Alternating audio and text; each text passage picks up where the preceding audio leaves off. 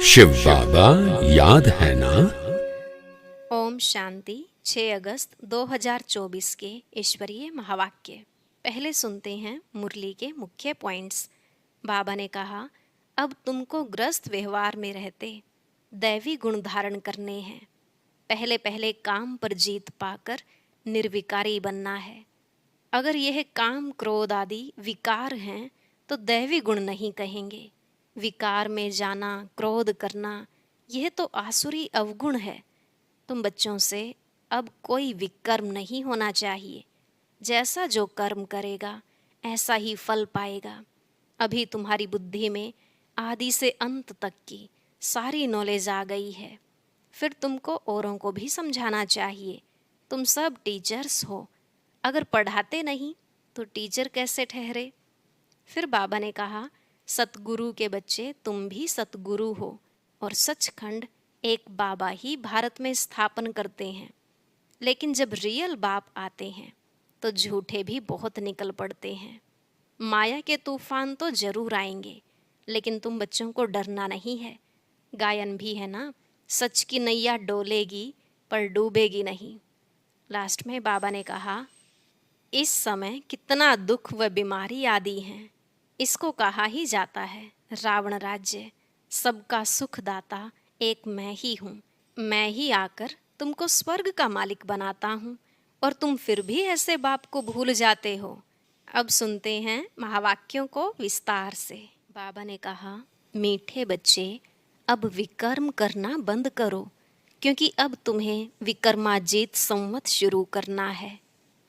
प्रश्न, हर एक ब्राह्मण बच्चे को किस एक बात में बाप को फॉलो अवश्य करना है? उत्तर, जैसे बाप स्वयं टीचर बनकर तुम्हें पढ़ाते हैं, ऐसे बाप के समान हर एक को टीचर बनना है। जो पढ़ते हो उसे दूसरों को पढ़ाना है। तुम टीचर के बच्चे टीचर, सतगुरु के बच्चे सतगुरु भी हो। तुम्हें सचखंड स्थापन करना है। तुम सच की नैया पर हो। तुम्हारी नैया हिलेगी डुलेगी, लेकिन डूब नहीं सकती। ओम शांति। रूहानी बाप बैठ बच्चों के साथ रूह रिहान करते हैं। रूहों से पूछते हैं, क्योंकि यह नई नॉलेज है ना। मनुष्य से देवता बनने की यह है नई नॉलेज अथवा पढ़ाई। यह तुमको कौन पढ़ाते हैं? बच्चे जानते हैं, रूहानी बाप हम बच्चों को ब्रह्मा द्वारा पढ़ाते हैं। यह भूलना नहीं चाहिए। वह बाप है, फिर पढ़ाते हैं तो टीचर भी हो गया। यह भी तुम जानते हो, हम पढ़ते ही हैं नई दुनिया के लिए। हर एक बात में निश्चय होना चाहिए। नई दुनिया के लिए पढ़ाने वाला बाप ही होता है। मूल बात ही बाप की हुई। बाप हमको यह शिक्षा देते हैं ब्रह्मा द्वारा। कोई द्वारा तो देंगे ना। गाया हुआ भी है, भगवान ब्रह्मा द्वारा राजयोग सिखलाते हैं। ब्रह्मा द्वारा आदि सनातन देवी देवता धर्म की स्थापना करते हैं। जो देवी देवता धर्म अभी नहीं है, अब तो है ही कलयुग, तो सिद्ध होता है स्वर्ग की स्थापना हो रही है।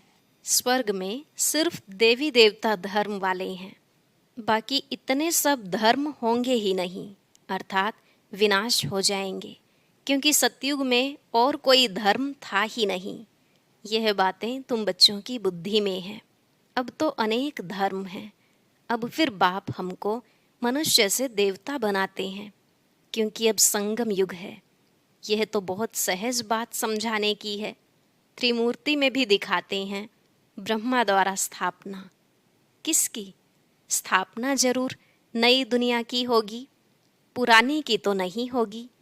बच्चों को यह निश्चय है कि नई दुनिया में रहते ही हैं दैवी गुण वाले देवताएं। तो अब हमको भी ग्रस्त व्यवहार में रहते दैवी गुण धारण करने हैं। पहले पहले काम पर जीत पाकर निर्विकारी बनना है।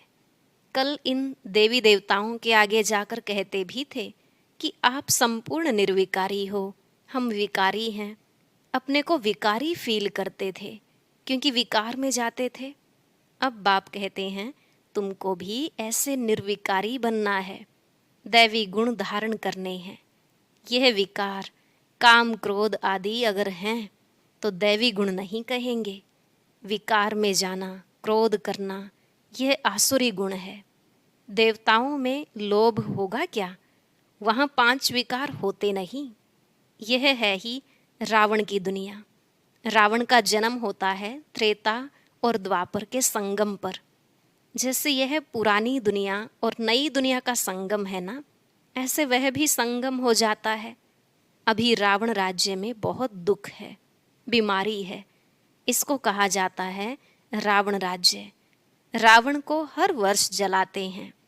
वाम मार्ग में जाने से विकारी बन जाते हैं।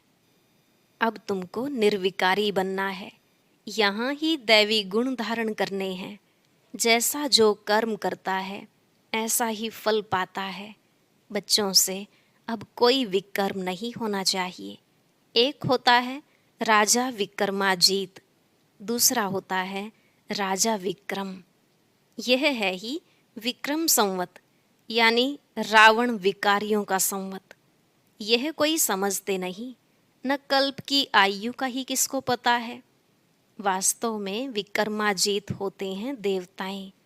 5000 वर्ष में 2500 वर्ष हुए राजा विक्रम के, 2500 वर्ष राजा विक्रमाजीत के। आधा है विक्रम का। वह लोग भल कहते हैं परंतु कुछ भी पता नहीं है।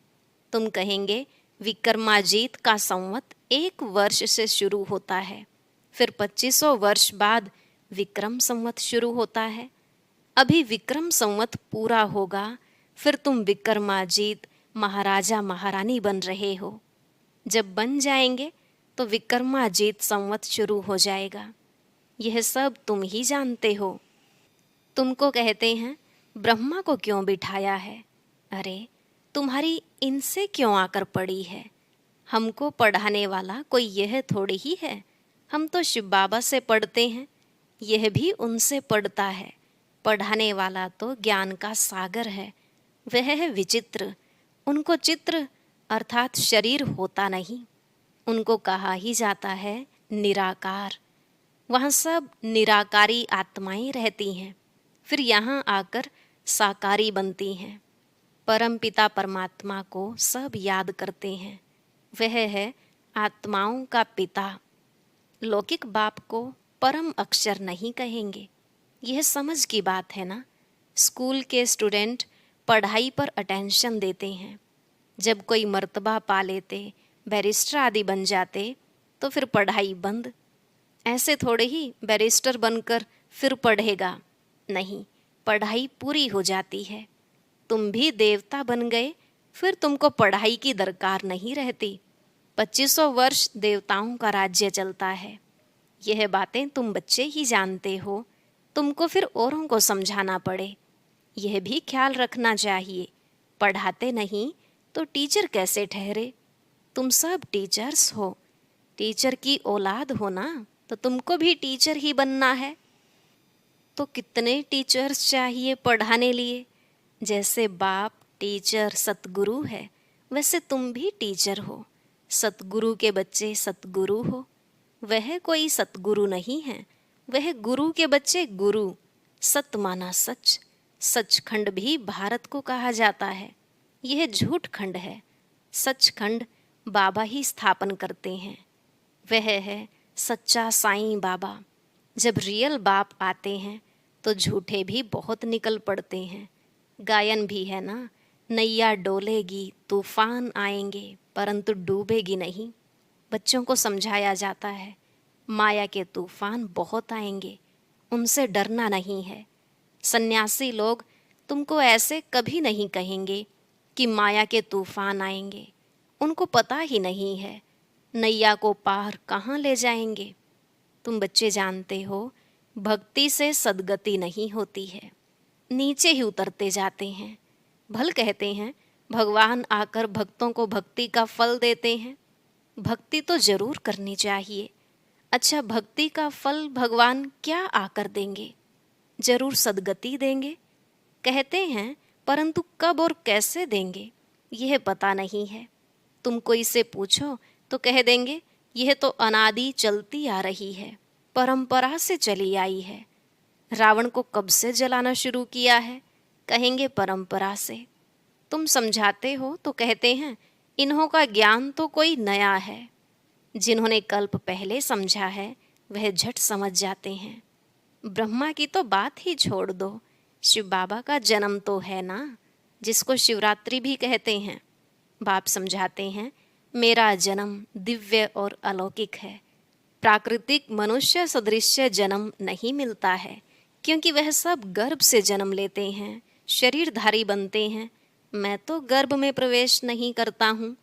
यह नॉलेज सिवाय परमपिता परमात्मा ज्ञान सागर के और कोई दे न सके। ज्ञान सागर कोई मनुष्य को नहीं कहा जाता है। यह उपमा है ही निराकार की। निराकार बाप आत्माओं को पढ़ाते हैं, समझाते हैं। तुम बच्चे इस रावण के राज्य में पार्ट बजाते बजाते देह अभिमानी बन पड़े हो। आत्मा सब कुछ करती है। यह ज्ञान उड़ गया है। यह तो ऑर्गन्स है ना। मैं आत्मा हूँ, चाहे इनसे कर्म कराऊं चाहे न कराऊं। निराकारी दुनिया में तो शरीर रहित बैठे रहते हैं। अभी तुम अपने घर को भी जान गए हो। वो लोग फिर घर को ईश्वर मान लेते हैं। ब्रह्म ज्ञानी तत्व ज्ञानी है ना, कहते हैं ब्रह्म में लीन हो जाएंगे। अगर कहें ब्रह्म में निवास करेंगे तो ईश्वर अलग हो जाए। यह तो ब्रह्म को ही ईश्वर कह देते हैं। यह भी ड्रामा में नोंद है। बाप को भी भूल जाते हैं। जो बाप विश्व का मालिक बनाते हैं उनको तो याद करना चाहिए ना, क्योंकि वही स्वर्ग बनाने वाला है। अभी तुम हो पुरुषोत्तम संगम युगी ब्राह्मण। तुम उत्तम पुरुष बनते हो। कनिष्ठ पुरुष उत्तम के आगे माथा टेकते हैं। देवताओं के मंदिर में जाकर कितनी महिमा गाते हैं। अभी तुम जानते हो हम सो देवता बनते हैं। यह तो बहुत सिंपल बात है। विराट रूप के बारे में भी बतलाया है। विराट चक्र है ना, वह तो सिर्फ गाते हैं। ब्राह्मण देवता क्षत्रिय लक्ष्मी नारायण आदि के चित्र तो हैं ना। बाप आकर सबको करेक्ट करते हैं। तुमको भी करेक्ट कर रहे हैं, क्योंकि भक्ति मार्ग में जन्म जन्मांतर तुम जो कुछ करते आए हो वह है रॉन्ग। इसलिए तुम तमोप्रधान बने हो। अभी है ही अनराइटियस वर्ल्ड। इसमें दुख ही दुख है, क्योंकि रावण का राज्य है। सब विकारी हैं। रावण का राज्य है अनराइटियस, राम का राज्य है राइटियस। यह है कलयुग, वह है सतयुग। यह तो समझ की बात है ना। इनको शास्त्र उठाते कभी देखा है क्या? अपना भी नॉलेज दिया, रचना की भी समझानी दी है। शास्त्र बुद्धि में उन्हों के होते जो पढ़कर औरों को सुनाते हैं। तो सबका सुखदाता एक शिव बाबा है। वही ऊंचते ऊंच बाप है। उनको परम पिता परमात्मा कहा जाता है। बेहद का बाप जरूर बेहद का वर्षा देते हैं। 5000 वर्ष पहले तुम स्वर्गवासी थे, अब नरकवासी हो। इस रावण राज्य में भी राजाएं महाराजाएं होते हैं। वह बहुत साहूकार, वह कम साहूकार। उनको कोई सूर्यवंशी चंद्रवंशी नहीं कहेंगे। इनमें साहूकार को महाराजा का लक़ब मिलता है, कम साहूकार को राजा का। अभी तो है ही प्रजा का प्रजा पर राज्य। धनी धोनी कोई है नहीं। राजा को प्रजा अन्नदाता समझती थी, अभी तो वह भी गए। बाकी प्रजा का देखो क्या हाल है। लड़ाई झगड़ा आदि कितना है। अभी तुम्हारी बुद्धि में आदि से अंत तक सारी नॉलेज है। रचयिता बाप अब प्रैक्टिकल में है, जिसकी फिर भक्ति मार्ग में कहानी बनेगी। अभी तुम भी प्रैक्टिकल में हो। आधा कल्प तुम राज्य करेंगे, फिर बाद में कहानी हो जाएगी। चित्र तो रहते हैं। कोई से पूछो यह कब राज्य करते थे तो लाखों वर्ष कह देंगे। सन्यासी हैं निवृत्ति मार्ग वाले, तुम हो पवित्र ग्रस्त आश्रम वाले। फिर अपवित्र ग्रस्त आश्रम में जाना है। स्वर्ग के सुखों को कोई जानता नहीं। निवृत्ति मार्ग वाले तो कभी प्रवृत्ति मार्ग सिखला न सके। आगे तो जंगल में रहते थे, उनमें ताकत थी। जंगल में ही उन्हों को भोजन पहुंचाते थे। अभी वह ताकत ही नहीं रही है। जैसे तुम्हारे में भी वहाँ राज्य करने की ताकत थी, अभी कहाँ है? हो तो वही ना, अभी वह ताकत नहीं रही है। भारतवासियों का असूल जो धर्म था वह अभी नहीं है, अधर्म हो गया है। बाप कहते हैं, मैं आकर धर्म की स्थापना, अधर्म का विनाश करता हूँ, अधर्मियों को धर्म में ले आता हूँ, बाकी जो बचते हैं वह विनाश हो जाएंगे। फिर भी बाप बच्चों को समझाते हैं कि सबको बाप का परिचय दो। बाप को ही दुख हरता सुख करता कहा जाता है। जब बहुत दुखी होते हैं तभी बाप आकर सुखी बनाते हैं। यह भी अनादि बना बनाया खेल है।